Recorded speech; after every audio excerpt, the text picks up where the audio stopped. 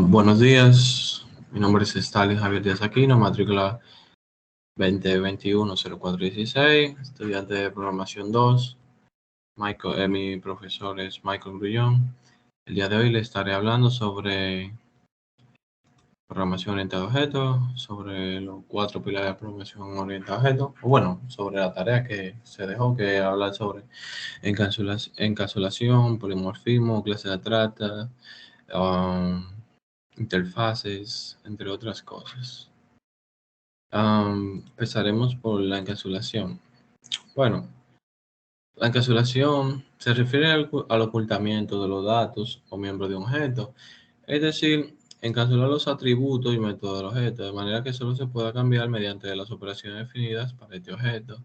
Esto, por ejemplo, nos da la ventaja de que no mostramos todos los datos que sean necesarios. Por ejemplo, si tenemos, aquí hay un ejemplo sencillo que vamos a decir, tenemos nuestros atributos, nombre, fecha de nacimiento y edad. También tenemos nuestro método registrar y nuestro método calcular la edad. Si en dado caso solo quisiéramos mostrar al usuario su nombre y su fecha de nacimiento, eso sería lo correcto, ya que sería lo que uno quisiera mostrarle. Pero si queremos encapsular, ya sea edad, lo podríamos hacer y así ocultarle esa información al usuario para que no la vea. Ahora bien, como lo había dicho, es un mecanismo de protección o aislamiento de atributos y métodos. Es decir, el aislamiento protege los datos asociados de un objeto contra su modificación para que nadie lo modifique, porque no tenga derecho a acceder a ello, eliminando, vamos a decir, la interacción o gente que quiera intentar hackear el sistema. En cuanto al ocultamiento de los datos de ese objeto. En otros términos, es la capacidad de ver los atributos y métodos de un objeto. Esta capacidad de ver o esta visibilidad va de acuerdo al nivel de encapsulamiento. Por ejemplo, tenemos 3 niveles principales, los cuales son ah, private, el modificador private, protect y el otro es public. Ahora bien, como se había dicho en la programación de objetos, generalmente es recomendable que los atributos tengan un nivel de encapsulación cerrado, es decir, los atributos deben ser private y manipulados mediante sus métodos get y set. Entonces se utiliza mucho en Java y C# y también otros lenguajes de programación. Esto nos da mayor seguridad y podremos agregar validaciones con otro método get y set. Ahora bien, por ejemplo, tenemos nuestra clase persona, como la ven acá, también con los atributos nombre, fecha de nacimiento y edad. Tenemos como método registrar persona y calcular la edad. Ahora bien, la encapsulación es un mecanismo de protección, eso es lo que le había dicho más arriba, en la cual podemos aislar los atributos o métodos para protegernos de modificaciones imprevistas o incontroladas. Para ello debemos tener criterio para aplicar el nivel de encapsulamiento de los atributos o métodos de la clase. Por lo tanto, si tenemos el criterio y aplicamos los conocimientos de atracción, el atributo nombre, fecha de nacimiento y el método de registrar personas debe tener la posibilidad de ser las ideas de afuera de la clase. Pero, ¿cómo podríamos hacer esto? Bueno, aquí entran los get y set. Ahora bien, también tenemos que asignarle valores ya o vamos a decir para invocar esos objetos con los métodos. Entonces esos atributos deben ser públicos. Por otro lado, el atributo edad y el método de cálculo de edad solo deben ser asignados por la misma clase. Así la propia clase asignaría el valor de la edad de la persona como también el método para calcular la edad a partir de la fecha de nacimiento de la persona. Esto es porque, vamos a decir, la edad no siempre va a ser la misma, eso cambia cada año. En cambio, si la edad tendría que modificar de acceso público, este atributo puede ser accedida de cualquier parte y así tener la posibilidad de que lo cambien, le introduzcan datos erróneos. Eh, Como estaba hablando más ahorita, Los atributos siempre que siempre sean privados, podemos manipularlos con los métodos get y set para agregar propiedades, y esto es una práctica buena y muy ventajosa. También, por ejemplo, por obtener la edad desde afuera de la clase, nos apoyamos de la instancia a objeto. Se podría colocar la edad como público, pero no tendría sentido debido a los inconvenientes que mencionamos anteriormente. Por eso utilizamos los accesos, ¿verdad? Ya sea del método set y el método get. Que esto, por ejemplo, el método get va a obtener el valor, ya sea público, y el método set va a asignar el valor que ya es privado.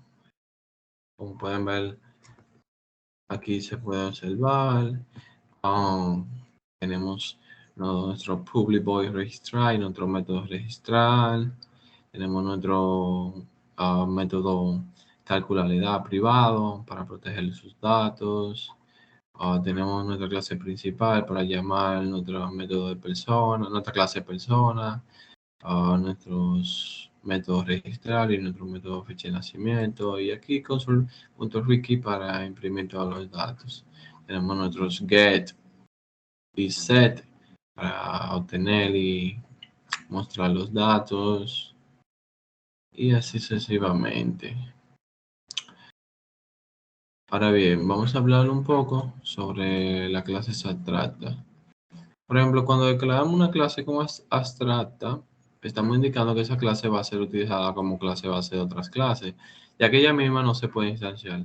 Una clase abstracta puede contener miembros abstractos como no es abstracto y todos los miembros deben ser implementados en la clase que la implementa. Esto es muy bueno, ya que, por ejemplo, la clase abstracta nos va a permitir que no se puede utilizar, no se puede instanciar si nosotros no autorizarlo. Entonces, cuando vemos a diferencia de la interfase, por ejemplo, cuando estamos vamos a decir, haciendo una diferencia clara entre una interface y una clase trata, podemos decir que es que en la clase trata, obligatoriamente o no obligatoriamente, nos da la ventaja de que podemos usar modificador de acceso, pero en la interface no. Ahora bien, a diferencia de la interfase, en la clase que simplemente una clase trata, debemos sobreescribir cada uno de los métodos. Para ello, como vimos en los ejemplos anteriores, nos ayudamos del polimorfismo.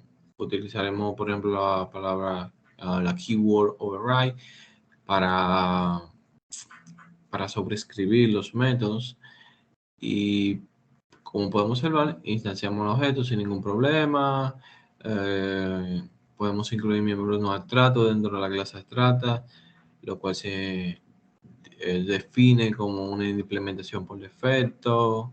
Estos métodos no están obligados a implementar en la clase que implementa la clase abstracta. Podemos marcarlo como virtual para así poder sobreescribir el método y entre otras cosas. Ven acá. Ahora hablemos un poco sobre el polimorfismo. Bueno, el polimorfismo viene del griego poli, diferentes cosas, morfismo, muchas cosas, o diferentes maneras, viene siendo poli, muchos, morfismo, maneras, las diferentes maneras de hacer muchas cosas. Por ejemplo, en programación es las muchas maneras que tenemos de hacer lo mismo. Para indicar que queremos sobreescribir un método, debemos hacerlo utilizando la palabra reservada new antes del nombre del método de la clase hijo, la cual nos crea una nueva versión del método. Con ello lo que conseguimos es permitir que llamando al mismo método se realicen acciones diferentes, como lo había dicho. Por ejemplo, podemos observar el método acelerar de la clase moto. Contiene la palabra reservada new. Esto causará que si llamamos moto acelerar se ejecutará el nuevo código, mientras que si tenemos otra clase como vehículo acelerar o coche acelerar, si utilizamos los ejemplos que tenemos acá en la diapositiva, se ejecutará el de la clase vehículo, ya que coche no posee un método que sobreescribe la clase padre. Y así sucesivamente. Ahora hablaremos sobre las interfaces. Bueno, una interface es un contrato entre dos entidades. Esto quiere decir que una interface provee un servicio a una clase consumidora. Por ende, la interface solo nos muestra la declaración de los métodos que ésta posee, no su implementación, permitiendo así su encapsulamiento.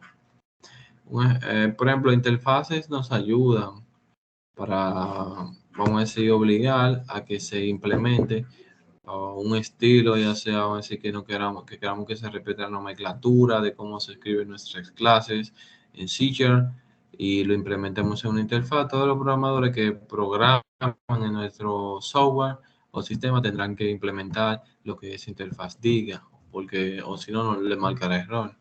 Ahora bien, una interfaz se define utilizando la palabra interfaz y por norma general indicamos que podemos el nombre de la misma, de la misma interfaz con una letra I mayúscula, como por ejemplo la pueden ver aquí, que Public Interface, una I mayúscula y el nombre de la interfaz.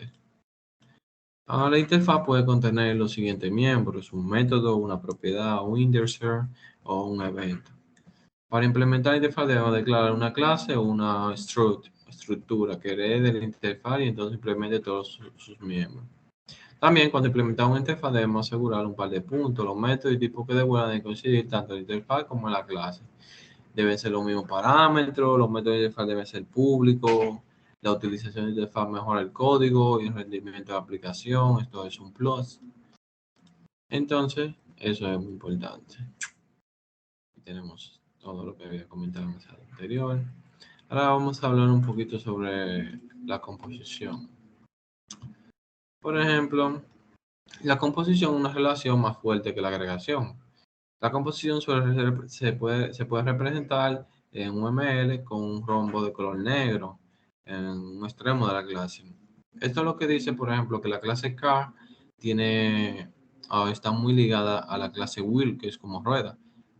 Por otro lado, por ejemplo, si la clase wheel desaparece, la clase car también va a desaparecer porque tienen una correlación muy fuerte, no son independientes de ambas, son unificadas ambas, que por eso si eliminamos una, también tendremos que eliminar la otra. Ahora bien, la agregación. La agregación es no tan unida, como dice. La agregación se representa en un ML con un rombo transparente y tiene una asociación de una forma más débil y de establecer una relación. Tiene una relación más débil que la composición. Por ejemplo, si eliminamos la clase Customer, no tenemos por qué eliminar la clase Order, de manera que la clase Order podría continuar existiendo. Por ejemplo, tenemos el ejemplo acá. Tenemos nuestra public class Customer, nuestro private order, nuestra private class Order. Tenemos nuestro método Customer. Y si eliminamos nuestro order, no importa, nuestra clase customer se queda igual. Eso ha sido todo. Gracias por prestarme atención y eso es todo.